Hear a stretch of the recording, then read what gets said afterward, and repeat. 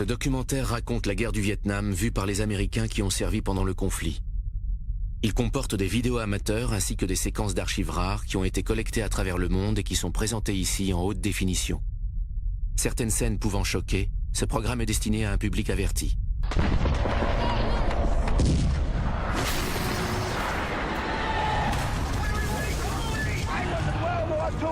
And I served for years. I know what it's about. I have a son that's going to go into the army. We fight because we must fight. If we're to live in a world where every country can shape its own destiny, we will not be defeated.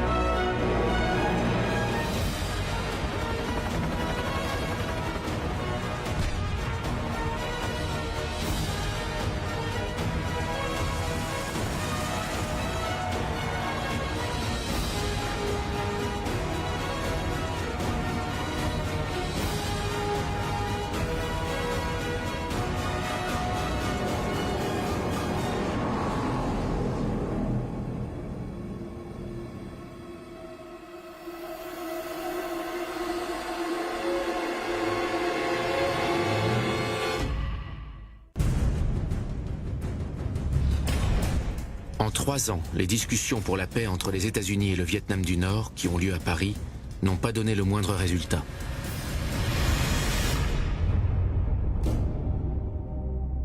En janvier 1971, les négociations officielles semblent être dans l'impasse, tout comme les conversations privées entre le conseiller à la sécurité nationale Henry Kissinger et le négociateur nord-vietnamien Le Duc Tho. Néanmoins, le président Nixon continue à mettre en place sa politique de vietnamisation du conflit. Ce plan doit aboutir à la responsabilisation totale de l'armée du Vietnam du Sud dans toutes les décisions ayant trait au combat.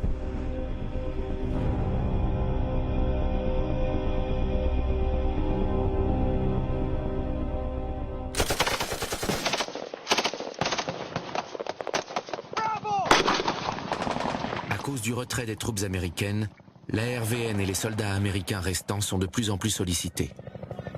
Ils doivent mener le combat sur tous les fronts, alors même qu'ils sont de moins en moins nombreux.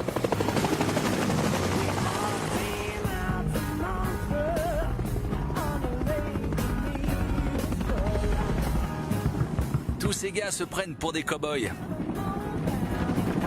Et c'est moi le petit vénard qui doit les conduire au combat. Le major Bob Clowell, 29 ans, était conseiller militaire pour l'ARVN en 1964. De retour au Vietnam, il est capitaine du 101e bataillon d'hélicoptères d'assaut. Mes capitaines sont plutôt expérimentés. Mais la plupart de mes pilotes venaient seulement d'être affectés. Pour beaucoup, c'était leur premier déploiement.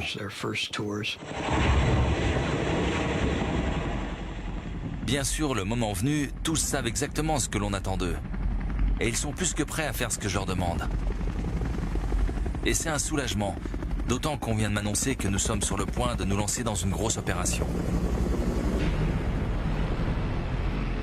Depuis le début de la guerre, la piste Ho Chi Minh, la principale route de ravitaillement de l'ennemi vers le sud, a toujours été une épine dans le pied des armées américaines et sud-vietnamiennes. La piste n'a jamais cessé d'être employée malgré des années de bombardements intensifs. En 1970, pourtant, une incursion sur le sol cambodgien a permis de détruire de vastes quantités d'armes et de munitions ennemies. Désormais, les commandements des États-Unis et de l'ARVN espèrent qu'une attaque similaire au nord de la piste, au Laos, détruira une quantité encore plus grande de marchandises et perturbera les opérations ennemies assez longtemps pour mettre en place la vietnamisation. Sous le nom de code Lam-Son 719, l'opération prévoit de lancer une division blindée sud-vietnamienne sur la route numéro 9, en direction du village de Chepon, où doit se trouver un des principaux dépôts de ravitaillement ennemis. Parallèlement, les unités héliportées, dont celle du major Bob Clowell et de ses hommes, rejoindront les rangs de l'ARVN au nord et au sud de la route pour faire barrage et détruire tous les dépôts d'armes cachés dans les environs.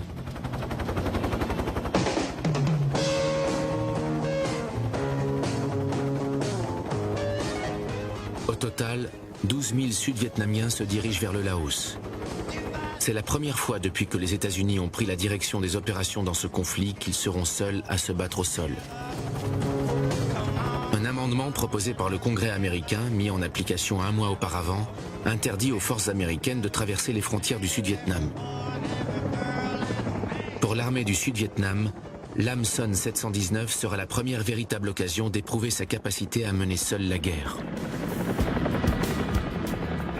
Juste avant de décoller, 2 de mes pilotes me demandent à qui ils sont censés parler au Laos, puisqu'aucun des soldats de l'ARVN qu'ils transportent ne parle anglais. Je leur dis de ne pas s'en faire, qu'il y a des interprètes un peu partout. Mais au fond de moi, j'ai le sentiment terrible que nous courons à la catastrophe.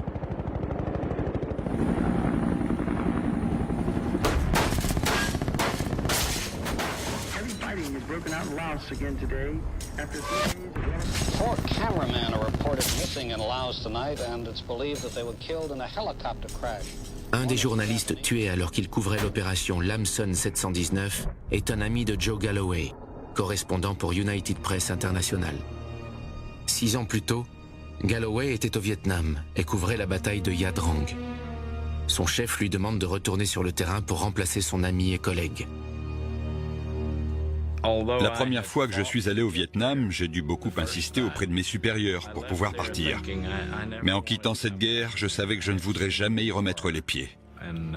J'avais vu de mes yeux l'horreur de la guerre. J'en avais assez vu. J'en ai parlé à ma femme et elle m'a dit « Tu ne peux pas faire ça.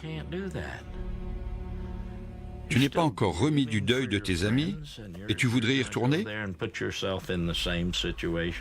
Et j'ai dit « Pourtant, il faut que j'y aille. » Elle m'a ensuite dit « Si tu y vas, je ne serai peut-être plus là quand tu reviendras. » Ce à quoi j'ai répondu « Je ne reviendrai peut-être pas. Je commence à croire que nous sommes tous destinés à mourir là-bas. »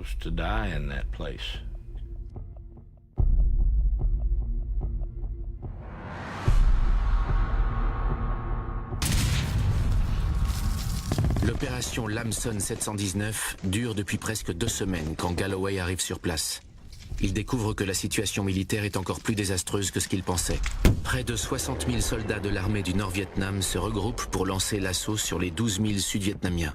Et la division blindée qui se dirigeait vers Chepon est stoppée à mi-chemin de son objectif. Enfin, au cours de la 3e semaine de combat, le commandement sud-vietnamien décide promptement d'avancer vers l'ouest et met en place 3 zones d'atterrissage: Lolo, Lise et Sofia. Tandis que la colonne blindée est toujours bloquée sur la route numéro 9, l'ARVN et le commandement américain décident d'héliporter quelques 1600 soldats de l'ARVN. Ils espèrent que les renforts débarqués sur ces zones d'atterrissage donneront un nouveau souffle à l'assaut de Chepon.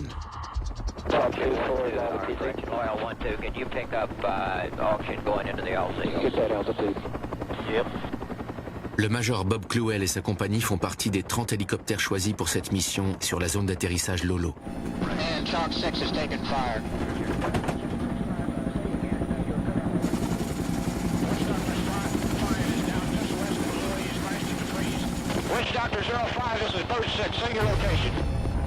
Enfin, mais qu'est-ce qui se passe ici?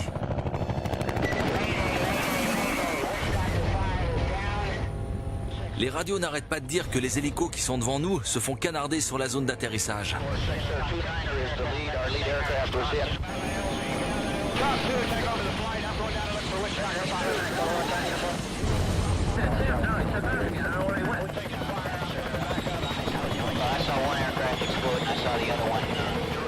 Quand je regarde en bas, c'est comme si le sol se déplaçait sous nous. Il doit y avoir des centaines de soldats ennemis qui avancent, tous en camouflage. Ils se déplaçaient tous en même temps comme une sorte de tapis. En s'approchant de la zone d'atterrissage, ce tapis s'est rassemblé et s'est mis à tirer.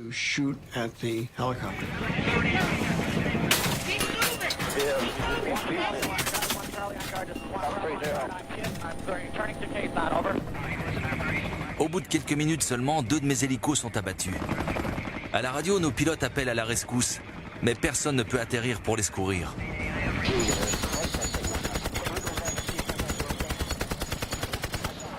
Clewell et les hélicoptères restants sont déterminés à porter secours aux 8 soldats de leur compagnie. Ils volent en cercle autour de la zone d'atterrissage pendant 1 heure. Mais leurs réserves en carburant et en munitions s'épuisent et ils sont finalement contraints de retourner à la base de Kesan. I have no contact with my leadership at the present time.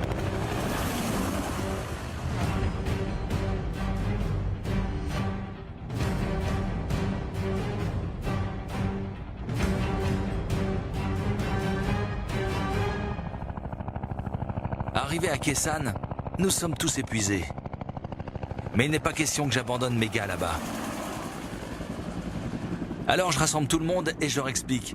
Écoutez, vous savez comme moi que nos gars sont là-bas, ils sont vivants. Alors nous allons y retourner et faire le maximum pour les récupérer. Rien ne vous y oblige, mais j'aimerais que ceux qui veulent me suivre lèvent la main. Évidemment, tout le monde a levé la main.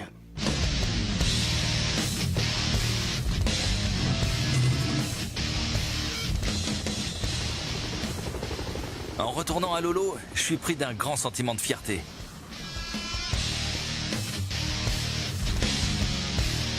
C'est ça, faire partie de l'équipage d'un hélicoptère.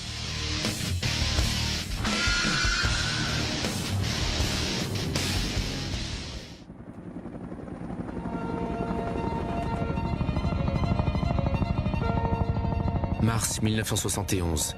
Les troupes au sol sud-vietnamiennes sont engagées dans un combat contre les Nord-Vietnamiens.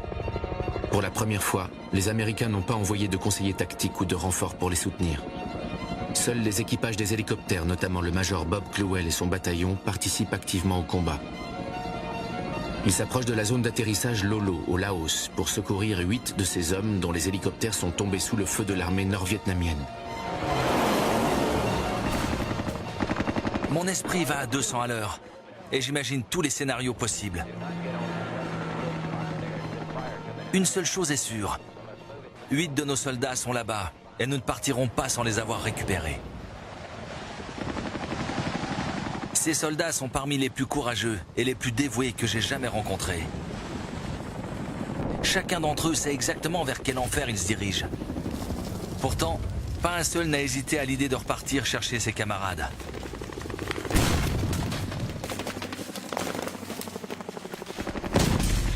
Au total, 7 hélicoptères seront abattus et 2 Américains seront tués sur la zone d'atterrissage Lolo. Mais grâce au courage et à la détermination de Clowell, de ses pilotes et de ses équipages, aucun Américain blessé ou tué n'est abandonné sur le champ de bataille. Après toutes ces années passées dans l'armée, je ne crois pas avoir été aussi fier, aussi bouleversé par la bravoure des hommes.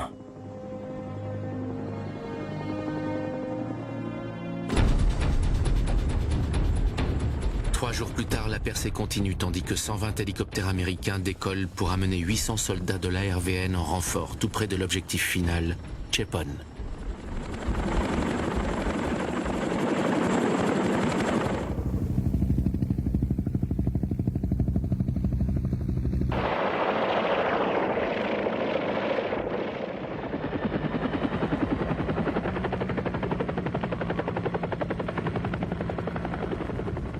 À leur arrivée, ils s'aperçoivent que les Nord-Vietnamiens ont pillé le village de tout ce qui avait la moindre valeur. Chepon est loin d'être le gigantesque entrepôt de ravitaillement ennemi escompté.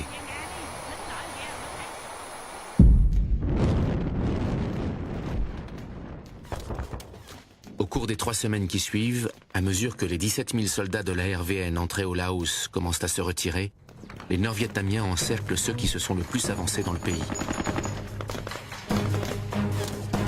Dépassés numériquement et stratégiquement, les commandants sud-vietnamiens inexpérimentés perdent le contrôle des opérations et contraignent les hélicoptères américains à venir les secourir.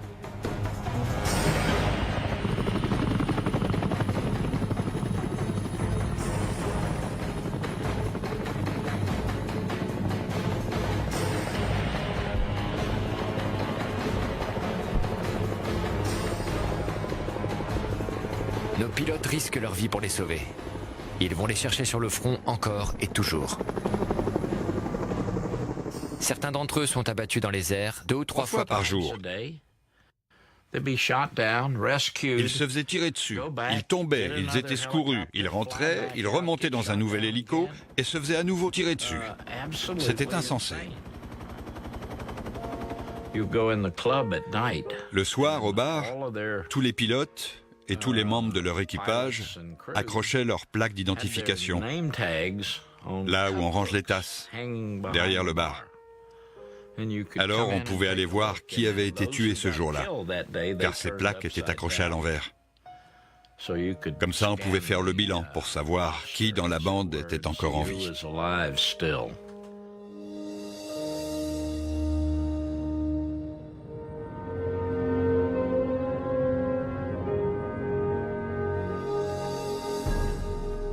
À la fin de l'opération Lamson 719, près de 3800 soldats de la RVN ont été tués.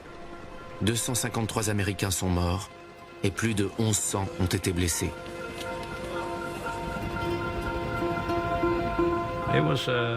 C'était un désastre.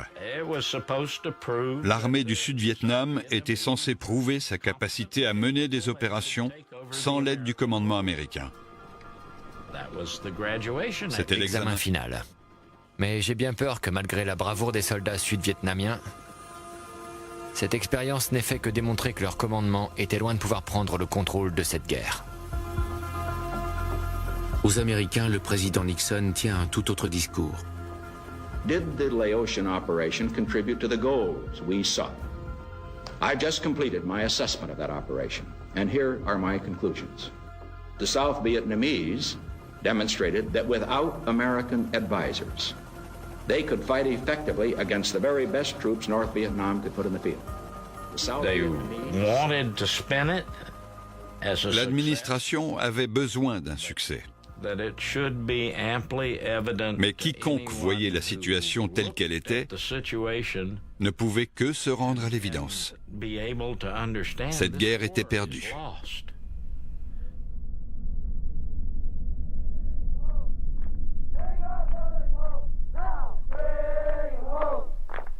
À Washington, moins de 3 semaines après le discours de Nixon sur le succès de l'opération Lamson 719, une manifestation organisée par l'Association des vétérans du Vietnam contre la guerre capte l'attention des médias et déclenche une vive controverse.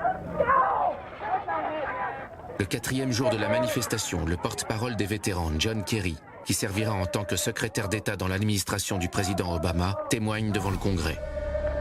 Il est le premier vétéran à oser prendre la parole. Each day to facilitate the process by which the United States washes her hands of Vietnam, someone has to give up his life, so that the United States doesn't have to admit something that the entire world already knows, so that we can't say that we've made a mistake. And we are asking Americans to think about that. Because how do you ask a man to be the last man to die in Vietnam? Le jour suivant la déclaration de John Kerry, les vétérans se réunissent devant le Capitole pour le dernier jour de la manifestation. Parmi eux se trouve le lieutenant en second, Barry Romo. En arrivant devant le Capitole, nous nous mettons tous en rang, les uns derrière les autres. Et chacun d'entre nous prend les médailles qu'il a reçues au Vietnam et les jette.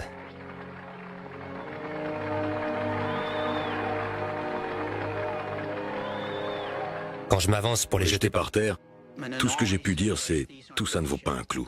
Je pouvais rien dire d'autre. Je pensais à mon neveu qui avait reçu une étoile de bronze, avec un V pour valeureux. Bien sûr, il avait dû mourir pour obtenir cette étoile. Je pensais au sacrifice qu'il avait fait et à cette récompense qui n'avait aucune valeur.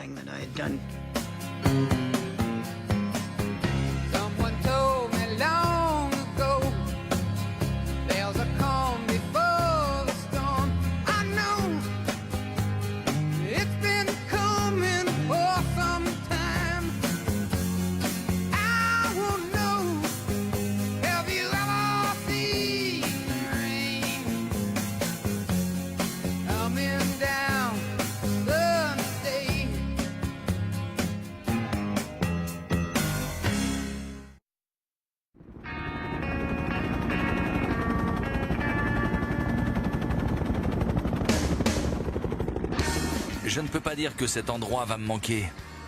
Mais ce qui est certain, c'est que ces gars vont me manquer. Mais vu la tournure que prennent les choses, ils ne vont pas tarder à me suivre et à rentrer chez eux. En juillet 1971, le major Bob Clowell achève son déploiement de chef d'équipage après plus de 600 heures de vol.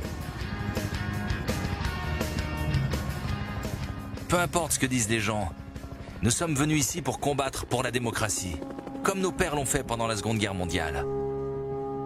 Et comme eux, nous voulons épargner nos propres familles des horreurs de la guerre, de toutes ces choses que nous avions vues et dont nous ne pouvions pas parler.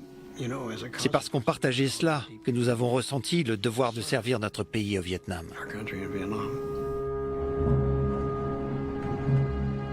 Aujourd'hui, cette guerre n'est peut-être plus très populaire, mais nous savons que nous avons fait ce qu'on nous a demandé du mieux qu'on a pu. Tout au long de l'année 1971, les troupes américaines sont de plus en plus nombreuses à quitter le Vietnam. Les difficultés rencontrées par l'ARVN lors de sa première opération sans troupes américaines au sol n'ont pas fait fléchir la volonté du président Nixon. Les Sud-Vietnamiens doivent reprendre le contrôle de cette guerre.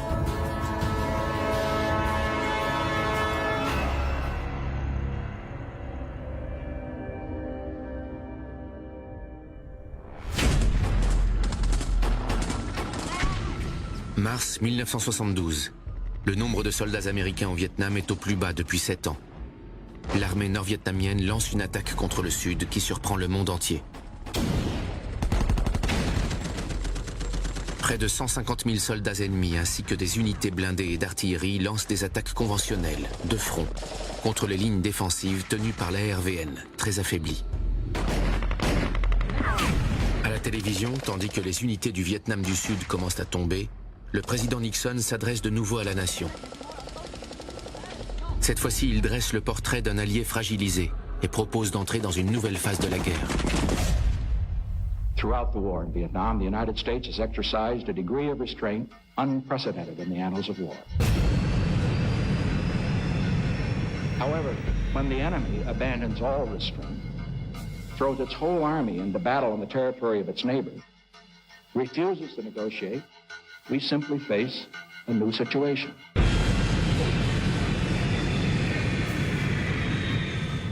In these circumstances, any president who failed to act decisively would have betrayed the trust of his country and betrayed the cause of world peace.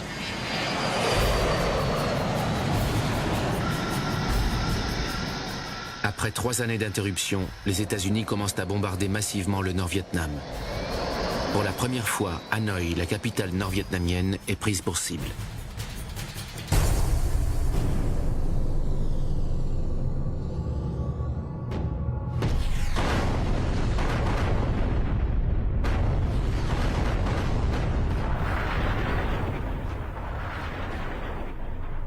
Pendant les 5 mois et demi qui suivront, 200 000 tonnes de bombes pleuvront sur le nord, alors que les forces américaines achèvent leur retrait du sud. Le président Nixon, candidat aux élections présidentielles, doit absolument faire rentrer les derniers soldats américains s'il ne veut pas décevoir l'opinion publique. C'est pourquoi le 11 août 1972, malgré les bombardements incessants sur le nord, la dernière unité de combat au sol américaine quitte le Sud-Vietnam. Officiellement, les opérations militaires des États-Unis sont terminées, mais la guerre du Vietnam continue. Tant qu'un traité de paix n'est pas signé, le futur du Sud-Vietnam et celui des 500 prisonniers de guerre américains qui attendent leur libération au nord reste incertain. C'est finalement en octobre qu'Henry Kissinger annonce une avancée décisive dans ses négociations avec Le Duc Tho, qui représente le Nord-Vietnam. Peace is at hand. We believe that an agreement is within sight. Mais quelques jours seulement après l'annonce optimiste de Kissinger, le président de la République du Vietnam du Sud, Thieu, dénonce ce traité en apprenant qu'il permettrait à l'armée nord-vietnamienne de conserver ses troupes sur le territoire sud. La situation des prisonniers de guerre reste en suspens.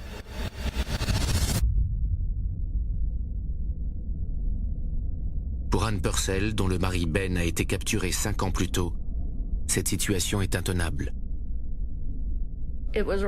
Nous étions pleins d'espoir et le jour suivant, nos espoirs étaient ruinés. Puis le jour suivant, nous avions de nouveau une raison d'espérer, puis nous étions à nouveau déçus. Semaine après semaine, j'ai prié Seigneur, je ne sais pas combien de temps je pourrai encore tenir.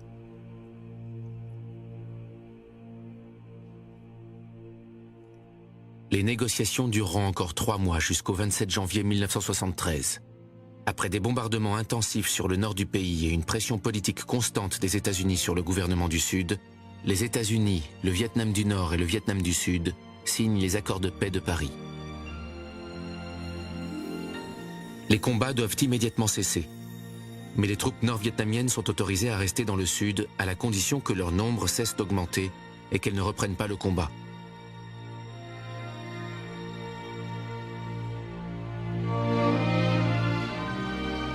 I have asked for this radio and television time tonight for the purpose of announcing that we today have concluded an agreement to end the war and bring peace with honor in Vietnam and in Southeast Asia. «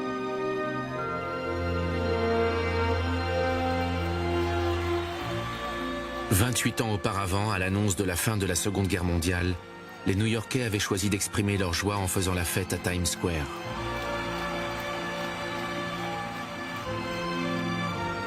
En 1973, rien de tel ne se produit. This is Ken Albert in Times Square in New York City, where the major visible observance is the end of the war is the great sign Peace down the side of the Allied Chemical Building. The sign flashed on and the moving news wire below it signaled the word over and over for a minute. And on this rainy, cold evening here, there were a few around to see it. Times Square, which had filled again and again over the years with crowds demanding peace, and a rather smaller crowd to celebrate its arrival. There were other observances as the hour came. 8 ans après l'arrivée des premiers Marines au Vietnam, la guerre qui a divisé la nation est enfin terminée. Les Américains peuvent enfin faire le bilan de leur implication dans ce conflit.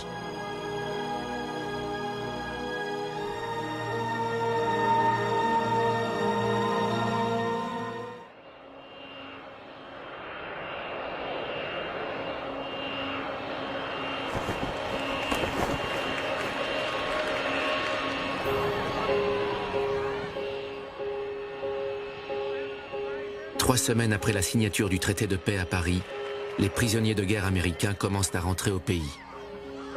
Pour des centaines de familles aux 4 coins des États-Unis, c'est la fin d'un calvaire émotionnel.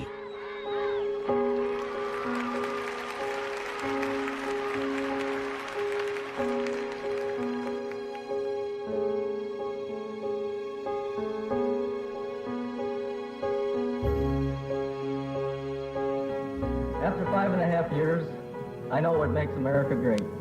It's you, the people. Thank you so much for your support. I love you this much. I love you this much.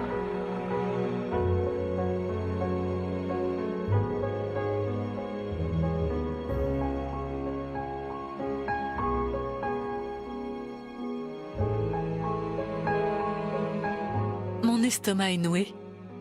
Ça fait 5 ans que je rêve de ce moment.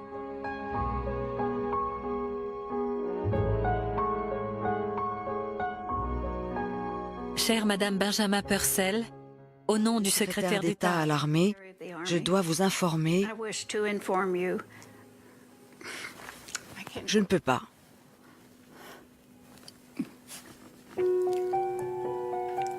Une minute, s'il vous plaît.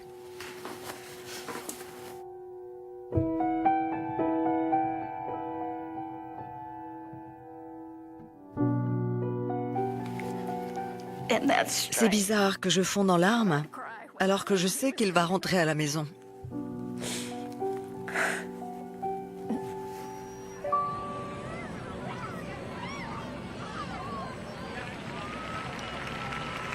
Nous avons tous été emmenés en bus ou en voiture et nous avons attendu en petits groupes. Et nous avons attendu des heures et des heures que l'avion atterrisse. Ils avaient déroulé un tapis rouge et installé une batterie de microphones pour que chacun puisse faire une petite déclaration en descendant de l'avion. Ben était le plus haut gradé, donc il est descendu le premier. Distinguished arrival, Colonel Benjamin H. Purcell. Dès que Ben est sorti de l'avion, les enfants se sont mis à crier. Ils sont si heureux qu'ils ont du mal à se contrôler. Moi-même, j'ai du mal à contenir mes émotions. Fellow J'essaie vraiment de me retenir et d'attendre qu'il finisse de parler, mais je n'ai qu'une idée en tête. Je veux le voir, je veux le toucher dès qu'il aura fini de parler. Je veux être sûr que tout cela est bien réel, qu'il est bien réel. Je n'y tiens plus. Et en plein milieu de son discours, je sors de la foule et je cours vers lui.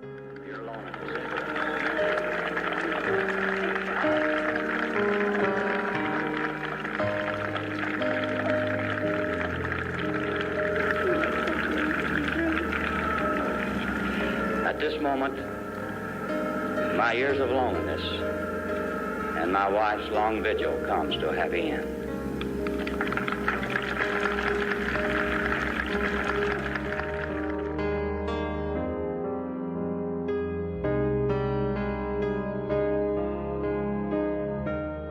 Quand je suis allée vers toi pour te prendre dans mes bras, j'ai enfin senti que tu étais rentré à la maison. Avant ça, je n'arrivais pas à croire que tu allais rentrer un jour. C'était vraiment merveilleux. Tu es mon ange.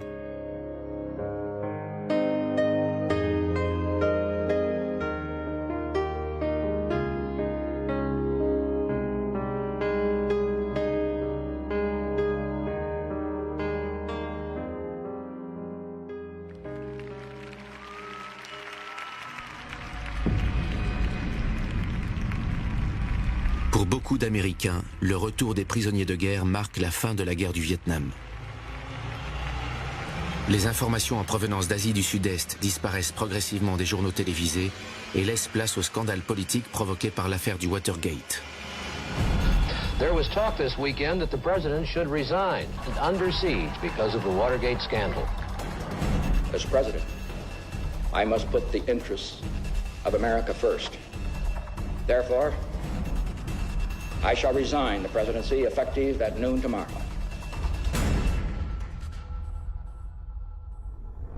I, Gerald R. Ford, do solemnly swear that I will faithfully execute. Quand Gerald Ford devient président des États-Unis, en août 1974, l'aide financière accordée au Sud-Vietnam a déjà été réduite de 75% par rapport à l'année précédente. Pour l'ARVN, qui dépendait du financement et de l'aide militaire des États-Unis depuis 1954, ces réductions ont un effet dévastateur. Leurs avions sont bloqués sur le tarmac par manque de fuel. Des unités d'artillerie auxquelles étaient attribuées 100 cartouches de munitions par jour sont maintenant rationnées à 10. Mais tandis que les ressources de l'ARVN s'épuisent, les Nord-Vietnamiens travaillent à reconstruire leur puissance militaire.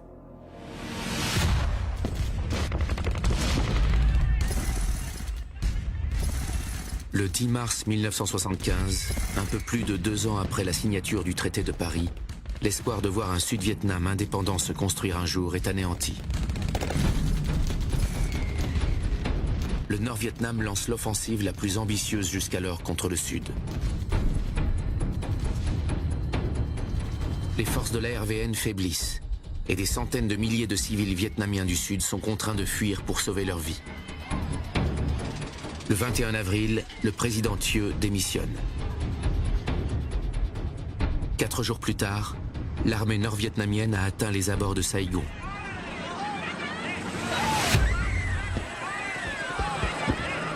Le 29 avril, tandis que Saigon est en train de tomber, un petit contingent du département d'État, des agents de la CIA et des Marines qui sont restés au Vietnam font une tentative aussi précipitée que désespérée d'évacuer les civils et les employés du gouvernement sud-vietnamien ayant collaboré avec les États-Unis.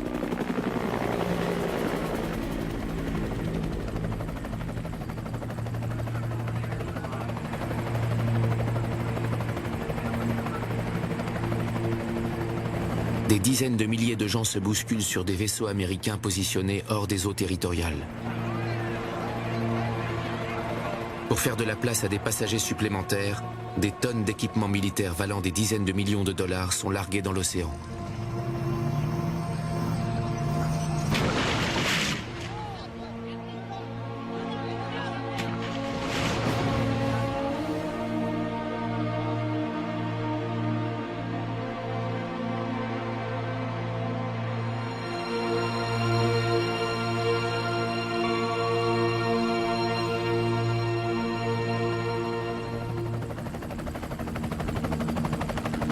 Le 30 avril, peu avant 8 heures du matin, le dernier hélicoptère américain décolle du toit de l'ambassade des États-Unis.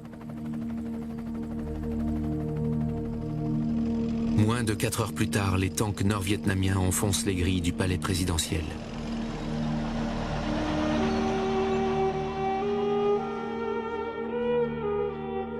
À 4 heures, un message radiodiffusé annonce que Saigon est officiellement rebaptisé Ho Chi Minh Ville.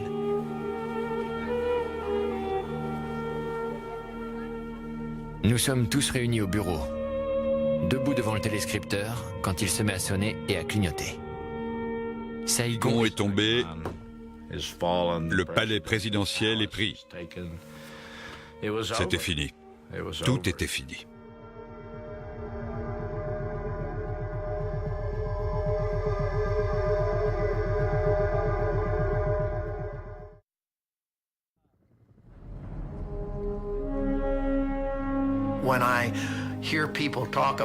Quand j'entends les gens parler du Vietnam et dire que nous avons perdu, et ou que nous n'aurions pas dû nous en mêler,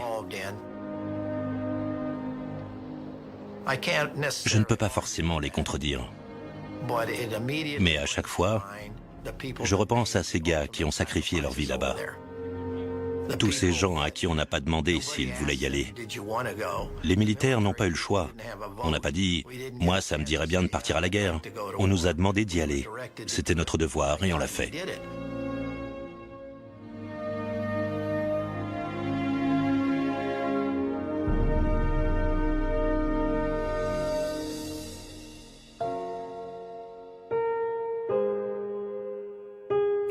Mon expérience de la guerre, je l'ai enterrée au plus profond de moi.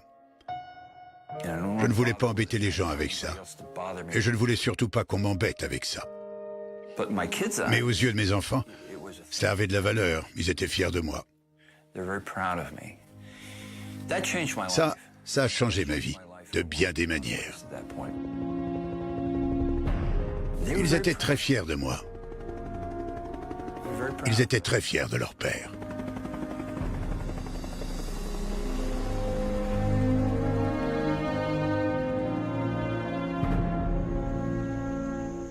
Quand on me parle du Vietnam, je dis toujours que je suis très fier d'avoir servi mon pays.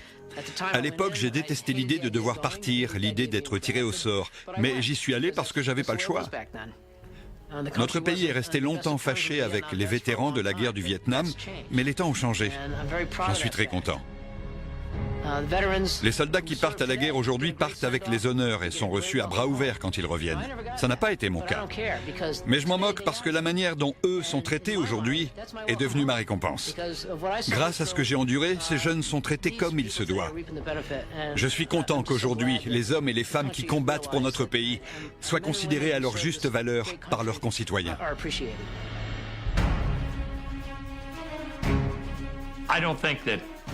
Je pense que personne ne devrait avoir à s'excuser, que personne ne devrait ressentir le besoin de s'excuser de l'incroyable effort de guerre de nos soldats dans l'engagement de notre pays au Vietnam. Les soldats américains ont fait et ont réussi tout ce qu'on leur a demandé de faire.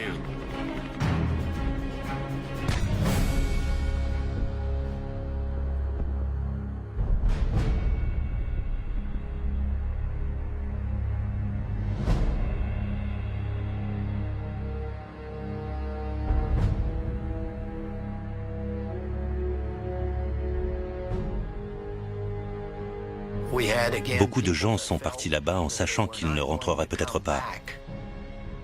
Mais ils sont partis pour servir leur pays. C'est pour cela que je garde à l'esprit les hommes courageux qui sont partis et qui ont fait ce qu'on leur demandait de faire.